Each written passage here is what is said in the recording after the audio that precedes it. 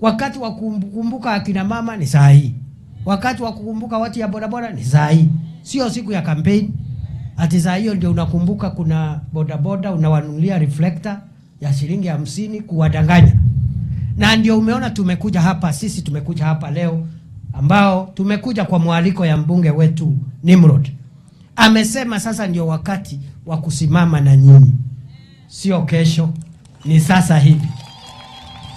Na sio kusimama na nyinyi kwa mdomo tu, ni kwa matendo. Biashara zenu tuwasaidie zipanuke, ziinuke. Saa hii hakuna kampeni. Ndio siku ile tutakuja siku ya kampeni, kwa sababu itafika tuwe na kitu ya kusema ile tulifanyia wananchi wakati hakukuwa na kampeni. Kweli si kweli? Na wale wengine wote tunawaomba pia wafanye bidii. Ndio tukutane hapo tushindane siku ya kampeni ni nani amefanya zaidi ya wale wengine.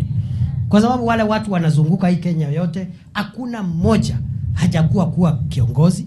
Wote wamekuwa viongozi wa ngazi mbalimbali.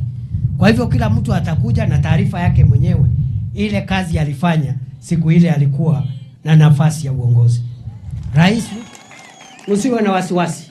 Ati kunaweza kuwa sijui na machafuko. We cannot allow. Mungu hawezi kubali kwa sababu anapenda Kenya. Na serikali pia haiwezi kubali. Ile uhuru iko ni uhuru ya watu kutafuta viti, hiyo ni sawa sawa.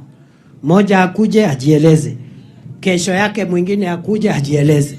Ule atapata ashukuru Mungu. Ule atakosa angoje. Ama namna gani watu yangu ya kitu hizi?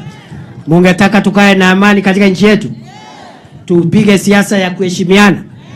Ndio unaona mimi sinanga mambo mengi. Mimi tu ni mtu ya kufanya kazi ile Mungu amenipatia saa hii. Kwa sababu mambo ya kesho hakuna mtu anajua mambo ya kesho. Na hatutaki hii vurugu ya kusukuma na viongozi kuchemsha wananchi paka kunakuwa na hasira, hamaki ya bure. Na mwenye kupiganisha watu hakuna kitu ati amewafanyia ya muhimu siku ile amekuwa kiongozi.